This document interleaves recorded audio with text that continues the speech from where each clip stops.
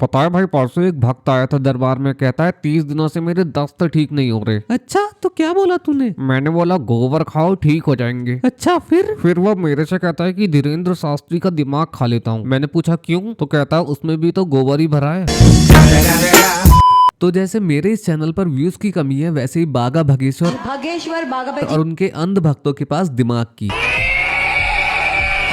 और सुनाओ काली माता, क्या हाल है? गोबर यहाँ सुनता नहीं, हरामी है। तो इस वीडियो को बनाने का मकसद सिर्फ इतना है कि ये दोनों ही कमियां पूरी हो जाए। अब जैसा कि आपको ऑलरेडी पता ही होगा कि बाबा जी के दो मेन बिजनेस मेरा मतलब है वो दो तरह की समाज सेवाएं करते हैं। पहला, लोगों के मन की प्रॉब्लम्स को बिना बताए जान जाना। अब आप पत्रकारों ने जिनके चाचा का नाम रघुनाथ तिवारी हो वो आ जाए। और दूसरा, लोगों के अंदर अंधभक्ति को छोड़ के बाकी सभी तरह के भूतों को भगाना। सेनापति से जरा गरम चमीटा की मान लगा। अब अगर बाबा जी इतनी समाज सेवाएं कर रहे हैं तो थोड़ी बहुत तो हम भी कर ही सकते हैं, उनके घटिया वीडियोस को पब्लिक के सामने लाके। तो चलिए शुरू करते हैं। गांव में जलने वालों के दिमाग खराब के बाबा फिर नई गाड़ी ले आए। वो तो मर्यादा है, हनुमान जी के भगत है, वरना हम तो लुगाइयां भी बदलते।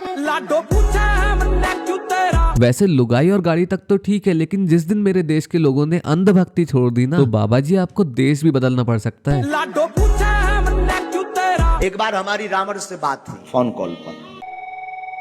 दशानंद जी, माय डियर, कैसे हो? बस भाई बहुत कमी महसूस हो रही है तेरी नरक में, जल्दी आ जा। जानकी जी का हरण क्यों किया? क्यों, तूने मेरे लिए कोई और देख रखी थी क्या? तुम्हें शर्म नहीं आती अपने मन से? हाँ, जैसे तुझे नहीं आती जनता को मूर्ख बनाने में। ब्राह्मण हो करके ब्राह्मणों की नाक कटा रहे और तू संतों की। हर बार, इसीलिए तो तुम जलते हो। हाँ बेटा, इसीलिए तू भी संभल जा, वरना कहीं अगला नंबर तेरा ही ना आ जाए। अब जैसे कोई खेल कूद में एक्सपर्ट होता है, कोई खाना बनाने में, वैसे ही हमारे बाबा जी भी बहुत एक्सपर्ट हैं बातें बनाने में। राम जी के 5 बाप थे। अरे राम जी, एक ब्रह्मास्त्र पड़ा होगा, जरा छोड़ना बागेश्वर धाम की तरफ।